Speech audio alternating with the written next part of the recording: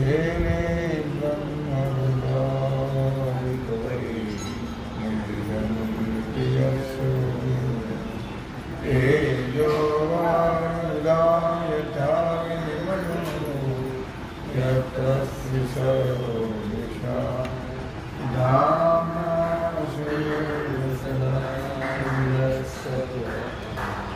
सत्यं परं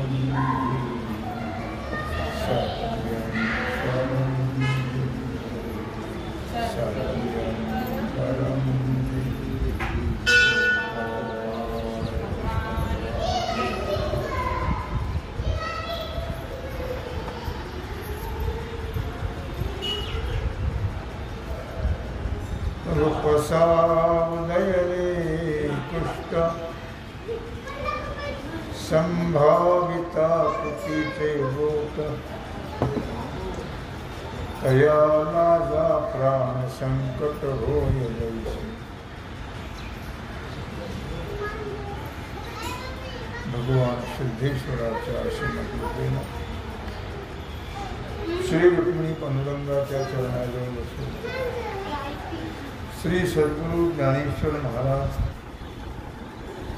श्री जगद्गुरु तुकाराम महाराज, श्री संत एकनाथ महाराज यांच्या चरण सानिध्यामध्ये आपण सर्वजण मिळून महान ग्रंथराज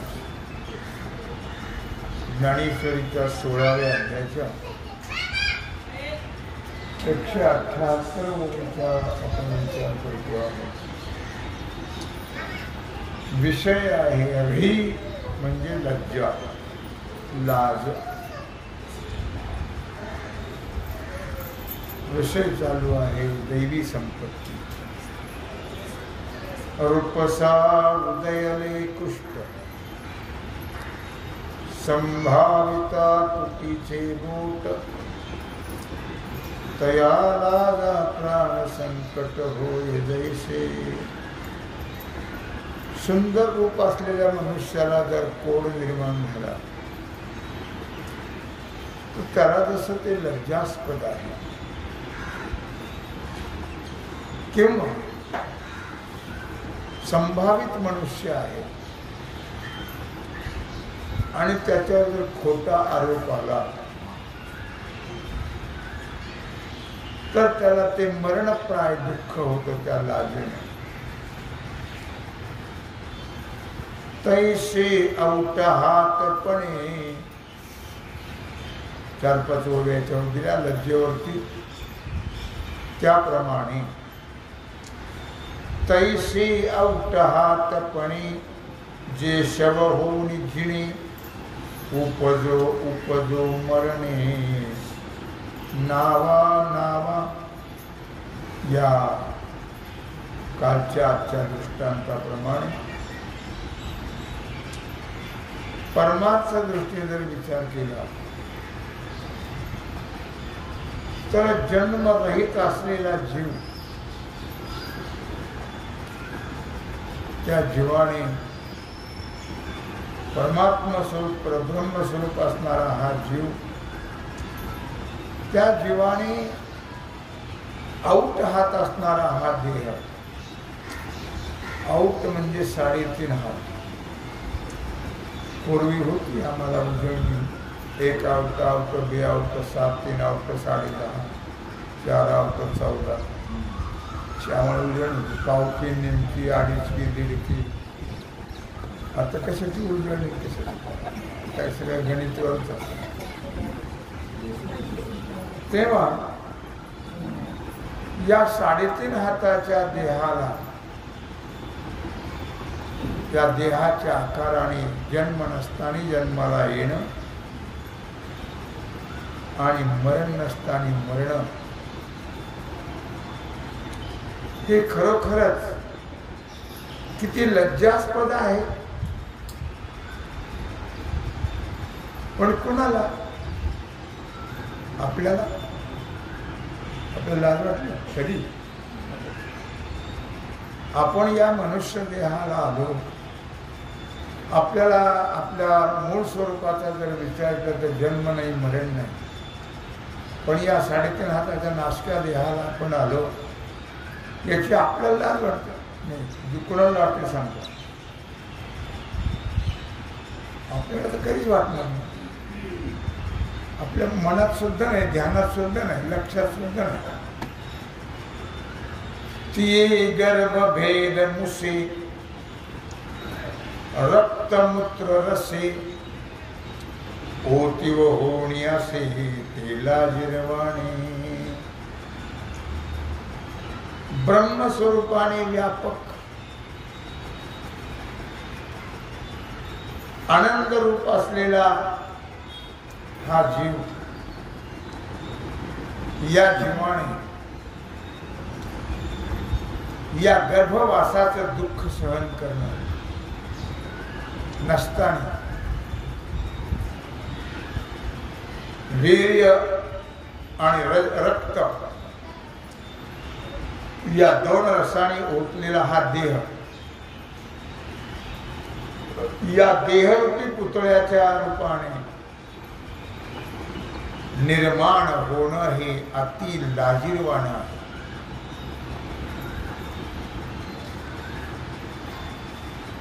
हे बहु असो देहपणे नामरूपासी येणे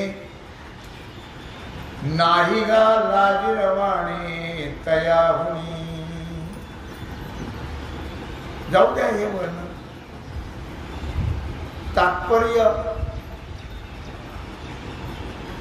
निर्गुण निराकार असलेला जीव, त्या जीवाने या देहाच्या रूपाने नामरूपाला प्राप्त होणं यापेक्षा जगात दुसरं लाजिरवाणं काहीच नाही.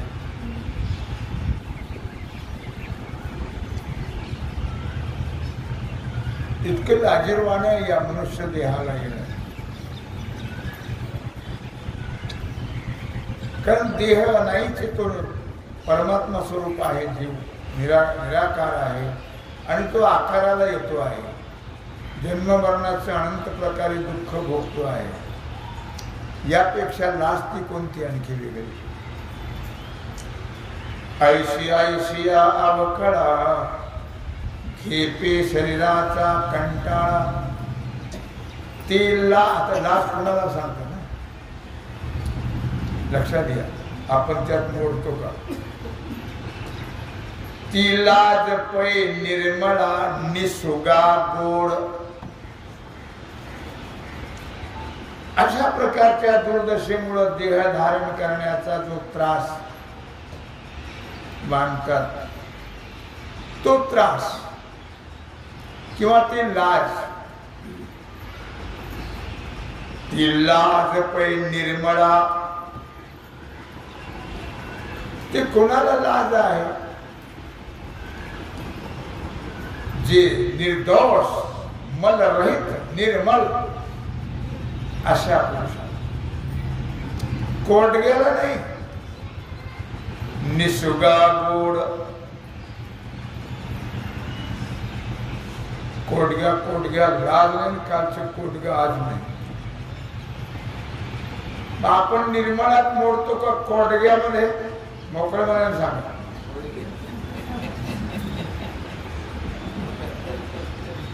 आपण कोटग्यामध्ये मोडतो, निर्मळामध्ये नाही. ज्ञानोबा आहे, तुकोबा आहे, नाथराय, नामदेवराय हे निर्मळ. त्यांना या देहाला येणं लाजिरवाणं. आपल्याला काय किती वेळा जन्मा यावे, किती व्हावे फजित, म्हणून या जीव भ्याला. जो भ्याला तो आपण नाही. म्हणून या जीव भ्याला शरण गेला विठोशी. कळलं का? आता सूत्रतंतू तुटलिया, चेष्टाची ठाके साय खडिया. तैसी प्राण जय कर्मेंद्रिया खुंटे गती. आता सूत्रतंतू तुटलिया. हे नाटकं सिनेमा आता नंतर झाले असेल. पूर्वी खेळ पाहायचा म्हणजे सायखाड्याच्या बाहुल्या, ते पडद्याच्या आतून तो माणूस बसलेला आणि ते दोऱ्यावर ते बोटावर नाचवायचं त्या बाहुल्या. ही कला आहे. पण जोपर्यंत ते दोरे आहेत तोपर्यंत त्या बाहुल्या नाचतात. दोरे तुटले की बाहुल्या कुठं नाचतात. या बाहुल्या सुद्धा दोरा तुटला आहे तोपर्यंत. अशी एक म्हण आहे ग्रामीण भाषेत, वरच्याची तुटली दोरी आणि खालचे देव बोंबा मारली.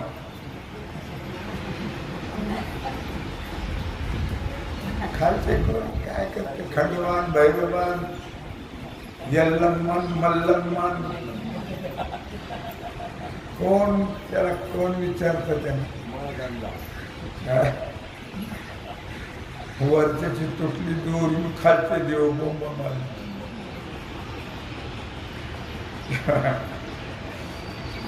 म्हणून इथं म्हटलंय, सूत्रतंतू तुटलिया, चेष्टाची ठाके साय खडी. जोपर्यंत दोरा आहे तोपर्यंत त्या बाहुल्यांचा नाच आहे. दोरा तुटला की बाहुल्या संपल्या. त्या बाहुल्या काय आणि या बाहुल्या काय सारख्या दोऱ्यावरच चालतात. तैसे प्राण जय कर्मेंद्रिया खुंटे गती. त्याप्रमाणे त्या साईखड्याच्या बाहुल्याप्रमाणे प्राणायामाच्या द्वारा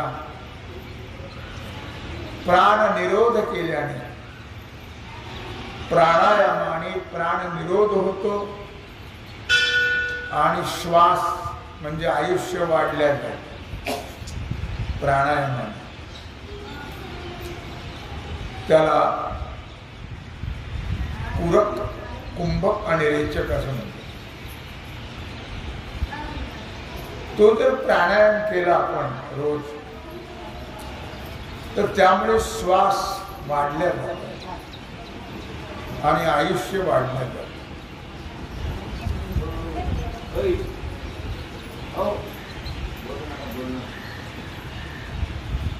तैसे प्राण जय कर्मेंद्रिया खुंटे गती. त्याप्रमाणे प्राणाचा निरोध केला असता, प्राणावर विजय मिळवला असता, कर्मेंद्रियाचे व्यवहार बंद पडले. प्राणावर खेळ ना सगळा. एकदा या सगळ्यांची भांडणं लागली होती. 10 इंद्रिये, मन, प्राण यांची भांडणं झाली. मोठं कोण? यांनी विचार केला इथं भांडून काही उपयोग होणार नाही, इथं कोणाकडे जावा. फसले सगळेच तसले. तुम्ही तसे आम्ही नीट बसा. आम्ही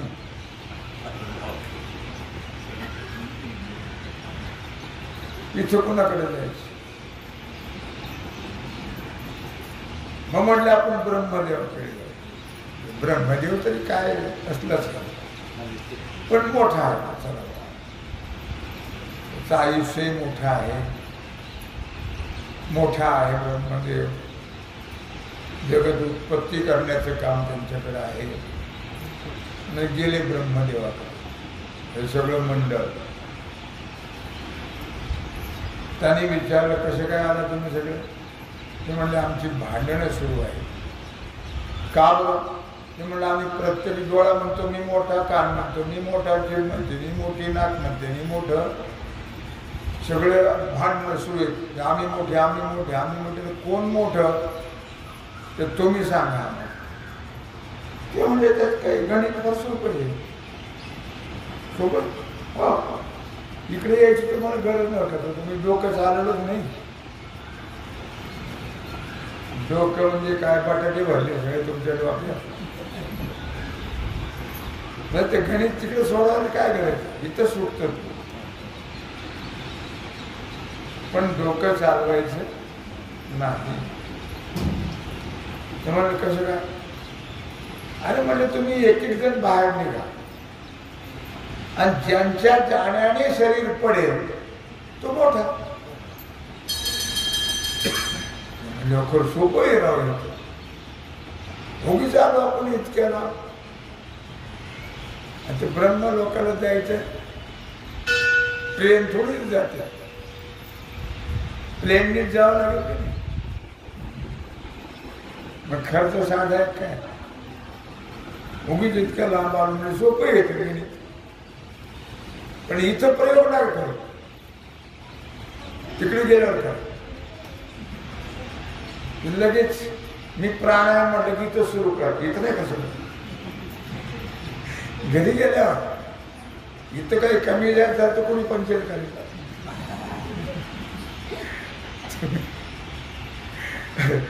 जर बिघडलं खातं तर हे बाबाच म्हटलं तरी पंचवीस येऊ जुगन बस खाली होतं. त्यामुळे ते तुमच्या तिकडे गेलं होतं, इथं नव्हतं.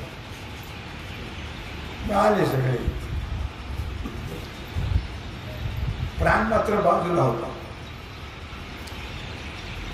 या सगळ्यांचं बाकीच्यांचाच गोंधळ. मग ते एक एक एक एक एक एक बाहेर निघू लागले. अगोदर डोळे गेले, शरीर चांगलं, आंधळी माणसं नाही केल्या. कान गेले, बहिरी माणसं आहेत. नाक गेलं. नाक म्हणजे हे नाही तर मग काय म्हणतात ना,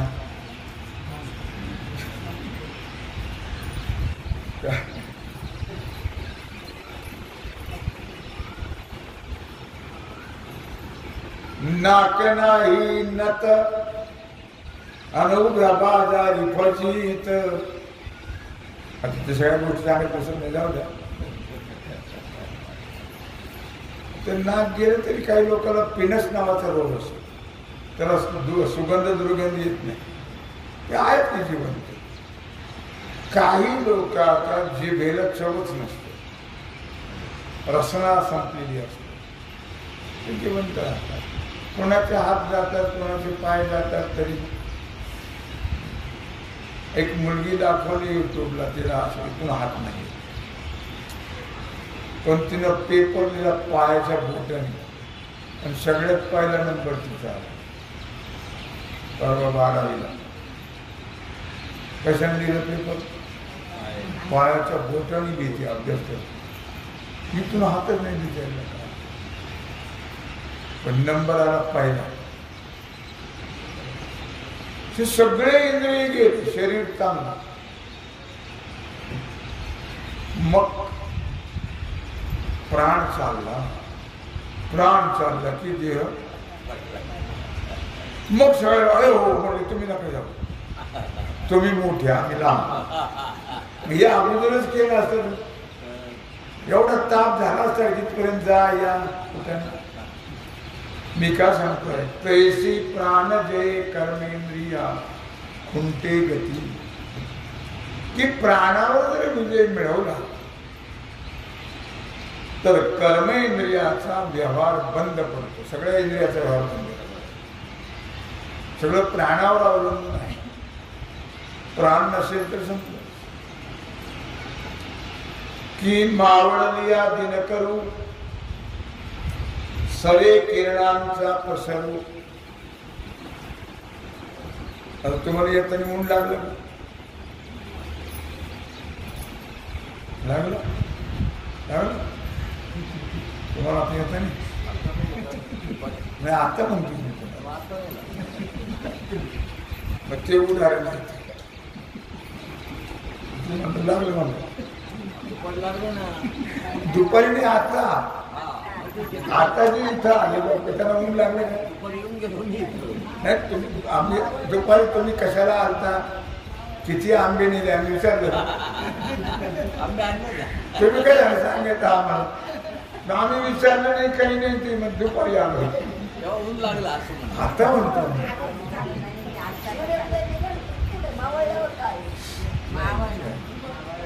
मावळ यादी न करू सरी किरणांचा पसरू. सूर्य अस्त झाल्यानंतर छत्री घेऊन चालतो का नाही, डोक्यावर ते टोपलं घालून चालतात नाही चालत. सूर्य अस्त झाल्यानंतर किरणाचा त्रास हो, किरणही संपल्या जातात. तैसा मनोजयेसा चारू बुद्धींद्रियांचा प्रचार. त्याप्रमाणे बुद्धी इंद्रिय यांचा व्यापार जो आहे, हा व्यवहार जो आहे तो कशावर अवलंबून आहे? मनाची पाटील देह लावतो. मनाची पाटील पूर्वी पाटील होती की नाही, आताही आहे, नसले तरी पत्रिकेत लावतातच.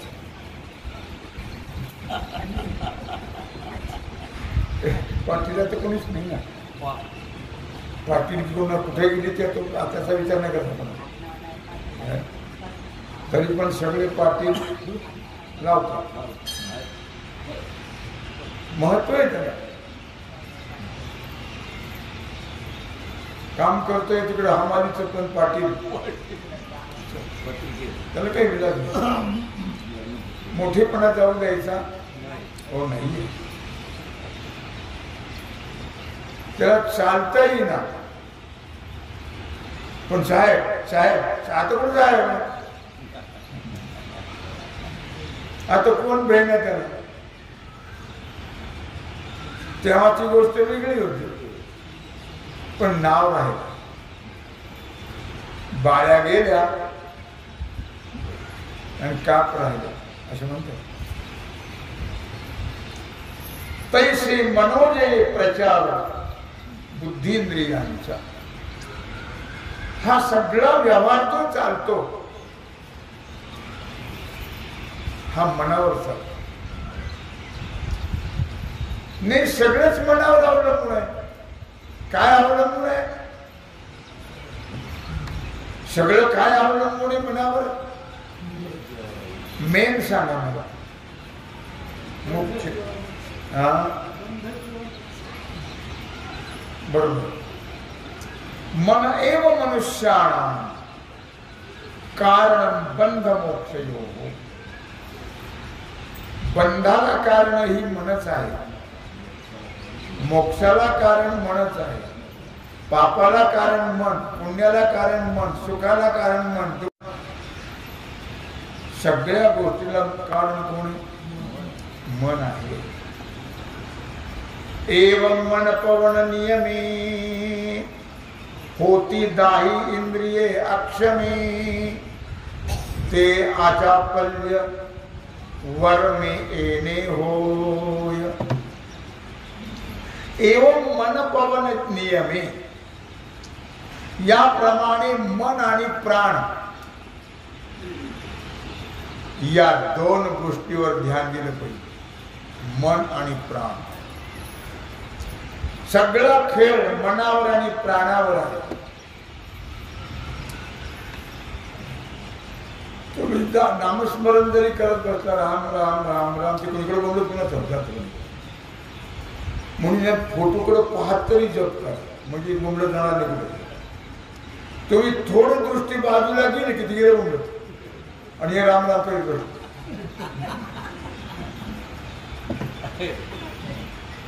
काही उपयोग होत नाही त्याचा. त्रिवेणी संगमी नाना तीर्थे भ्रमी. चित्त नाही नामी तरी ते व्यर्थ. चित्ती तुझे पाय डोळा रूपाचे ध्यान. अखंड मुखी नाम तुमचे वर्णावे गुण हेची एक तुम्हा माग तो मी दातारा चित्ती तुझे पाय डोळा रूपाचे ध्यान चित्तामध्ये भगवत चरण असावे आणि डोळे भगवंताकडे असावे वृत्ती भगवंताकडे असावी म्हणजे त्या भजनाचा फायदा होतो नाही तर नाम जपत है वैखरी चित्त धावे विषयावरी तोंडाने नामस्मरण हरिमुखी म्हणा हरिमुख म्हणा पुण्याचे राग चहा चहा झाला का आतून आवडलो साखर आणले का अरे हरिमुखी म्हणा पुण्याची नंतर आणतो काय चित्त नाही नामी तरी ते व्यर्थ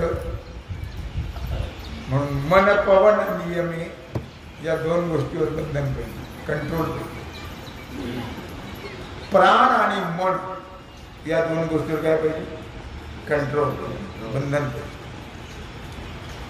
कारण प्राणही चपळ आहे आणि मनही चपळ आहे कधी निघून जातो 5-50 भवताली बसलेले असतात जर तो दिसला असता तर त्याच्या गचुर धरून माघारी आणणार पण तो दिसत मग कापूस ठेवून पहा मग करून पहा मग गेले मग गोंधळ सुरुवात कळत नाही चपळ आहे प्राण कसा आहे चपळ कधी जातो कधी येतो त्याचा थान पत्ता लागेल आणि मनही तसं चंचलमी म्हणा कृष्ण प्रमाथी बरोबर दृढम तस्याहम निग्रहम म्हणणे काय म्हणते मन इतकं चपळ आहे मन हे चंचल मोठे मन हे चंचल मोठे न लगे याचा ठावाची कोठे मन हे चंचल मोठे वायुरिव सुदुष्करम वाऱ्याला सुद्धा थांबवता येईल पण मन थांबत म्हणून या दोन गोष्टीवर कंट्रोल असेल तर परमार्थ अवघड होत आता कोठे धावे मन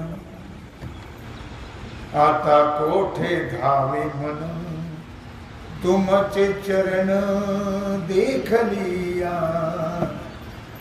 भाग कोण होते महाराज लक्षात माझे शब्द आता कोठे धावे मन हे कोण म्हणत खूप बघा ते म्हणतात तुझे चरण पाहिल्यावर आमचं मन कुठे जातच आणि आमचं तिथे येतच नाही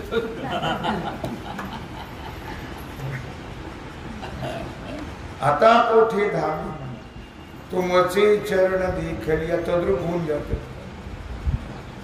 तद्रूप होऊन जात आपण दर्शन करता करता मागची विचारते मोबाईल ठेवला तिकडं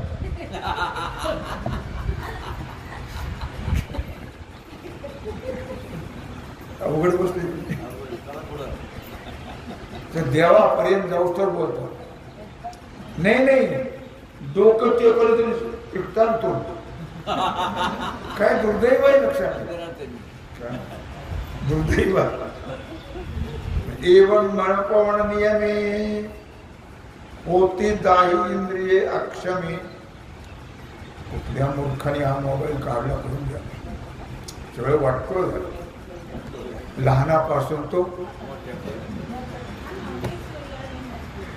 हा बेकार घ्यायचं वाईट झालं पोरं बिघडली या मोबाईल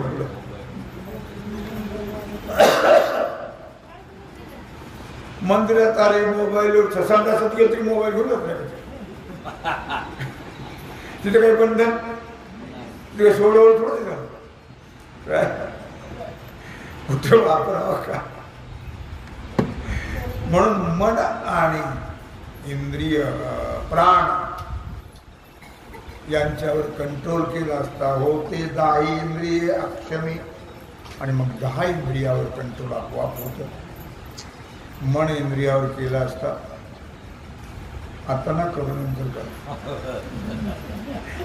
ते अचापल्यवर मी येणे होय. आता लक्षण चालू आहे अचापल्य चंचलता. निग्रह केला की अचापल्य प्राप्त. चपलता प्राण्याची आणि मनाची नष्ट होते. म्हणून दैवी संपत्तीचे लक्षण सांगत असताना हे लक्षण त्यांनी सांगितलेलं आहे. अजूनही पुढच्या श्लोकामध्ये दैवी संपत्तीचे काही लक्षण सांगतात. तेजक्षमा धृतिशौच मद्रोहो नातिमानिता भवन्ति संपदं दैवी मविजातस्य भारत. आणखी एका श्लोकातून दैवी संपत्तीचं लक्षण सांगता आहे. तेव्हा झालेली सेवा भगवत चरणी समर्पित करून राहिला जो सेवेचा भाग आहे तो आपण उद्या पुंडलीकवरदा श्री ज्ञानदेव ओम नमः.